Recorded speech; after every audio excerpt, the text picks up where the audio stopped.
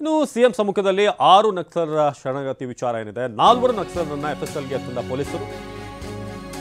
CM ಸಮ್ಮುಖದಲ್ಲೇ 6 ನಕ್ಸಲರ ಶರಣಾಗತಿ ವಿಚಾರ, 4 ನಕ್ಸಲರನ್ನ ಎಫ್ಎಸ್ಎಲ್ಗೆ ಪೊಲೀಸರು ತಂದಿದ್ದಾರೆ. ಮಡಿವಾಳ ಎಫ್ಎಸ್ಎಲ್ಗೆ ಕರೆತಂದಿರುವಂತಹ ಪೊಲೀಸರು ಮಹಿಳಾ ಸಾಂತ್ವನ ಕೇಂದ್ರದಿಂದ ಎಫ್ಎಸ್ಎಲ್ಗೆ ಶಿಫ್ಟ್.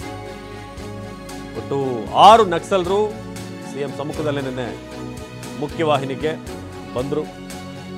ಮಹಿಳಾ ಸಾಂತ್ವನ ಕೇಂದ್ರದಲ್ಲಿದ್ದಂಥ 4 ಲೇಡಿ ನಕ್ಸಲರು ಅವ್ರನ್ನ ಈಗ ಎಫ್ಎಸ್ಎಲ್ಗೆ ಕರೆತರಲಾಗಿದೆ. ಮತ್ತಿಬ್ಬರು ಮಡಿವಾಳ ಎಫ್ಎಸ್ಎಲ್ನ ಸ್ಪೆಷಲ್ ಸೆಲ್ನಲ್ಲಿದ್ದರು. ಸದ್ಯ ಮಡಿವಾಳ ಎಫ್ಎಸ್ಎಲ್ ಅಲ್ಲಿರುವಂಥ ಶರಣಾಗತ 6 ನಕ್ಸಲರು. ಸೊ ಅವ್ರನ್ನ ಈಗ ಪ್ರತಿಯೊಬ್ಬರು ಮತ್ತಿಬ್ಬರು ಏನು ಮಡಿವಾಳ ಎಫ್ಎಸ್ಎಲ್ ಸ್ಪೆಷಲ್ ಸೆಲ್ನಲ್ಲಿದ್ದರು. ಸದ್ಯ ಮಡಿವಾಳ ಎಫ್ಎಸ್ಎಲ್ನಲ್ಲಿರುವಂಥ ಶರಣಾಗತ 6 ನಕ್ಸಲರು. ಸೊ ಅವ್ರನ್ನ ಕರೆದುಕೊಂಡು ಬರಲಾಗಿದೆ.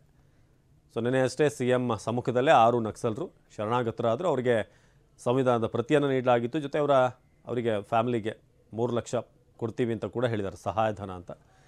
ಸೊ ಡೈರಿ ಸರ್ಕಲ್ ಬಳಿಯ ಮಹಿಳಾ ಸಾಂತ್ವನ ಕೇಂದ್ರದಲ್ಲಿ ಇದ್ದಂಥವ್ರನ್ನ ಈಗ ಎಫ್ಎಸ್ಎಲ್ ಕಚೇರಿಗೆ ಕರ್ಕೊಂಡು ಬರಲಾಗಿದೆ. ಒಟ್ಟು 6 ಮಂದಿಯನ್ನು ಕೂಡ ಎಫ್ಎಸ್ಎಲ್ ಜೊತೆಗೆ ಅವರ ಬಳಿ ಇರುವಂಥ ವೆಪನ್ಸ್ಗಳನ್ನು ಕೂಡ ಈಗ ವಶಕ್ಕೆ ಪಡೆಯಲಾಗುತ್ತೆ. ಜೊತೆಗೆ ಬೇರೆ ಏನಾದರೂ ವೆಪನ್ಸ್ಗಳನ್ನು ಏನಾದರೂ ಅವ್ರು ಇಟ್ಟಿದ್ರೆ ಅದರ ಬಗ್ಗೆ ಕೂಡ ಮಾಹಿತಿಯನ್ನು ಪಡೆಯಲಾಗುತ್ತೆ. ಸದ್ಯ ಮಡಿವಾಳದ ಎಫ್ಎಸ್ಎಲ್ನಲ್ಲಿರುವಂಥ ಶರಣಾಗತ 6 ನಕ್ಸಲರು ಸೊ ಮಹಿಳಾ ಸಾಂತ್ವನ ಕೇಂದ್ರದಿಂದ ಎಫ್ಎಸ್ಎಲ್ಗೆ ಶಿಫ್ಟ್ ಮಾಡಲಾಗುತ್ತೆ. ಸೊ ಡೈರಿ ಸರ್ಕಲ್ ಬಳಿಯ ಮಹಿಳಾ ಸಾಂತ್ವನ ಕೇಂದ್ರ.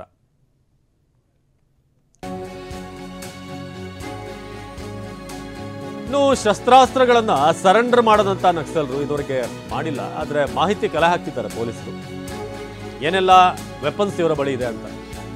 ಶಸ್ತ್ರಾಸ್ತ್ರ ಹಿಡಿದು ಕಾಡಿನಲ್ಲಿ ಓಡಾಡ್ತಿದ್ದಂಥ ನಕ್ಸಲರು ಶಸ್ತ್ರಸಜ್ಜಿತರಾಗಿ ಚಿಕ್ಕಮಗಳೂರು ಕಾಡಿನಲ್ಲಿ ಓಡಾಡ್ತಾ ಇದ್ರು. ಸೊ 4 ತಿಂಗಳ ಹಿಂದೆ ಗುಪ್ತಚರ ಇಲಾಖೆಯ ಮಾಹಿತಿ ಇತ್ತು ಏನೇನು ವೆಪನ್ಸ್ ಇದೆ ಅಂತ, ಅದನ್ನು ಸರೆಂಡರ್ ಮಾಡಬೇಕಾಗಿದೆ.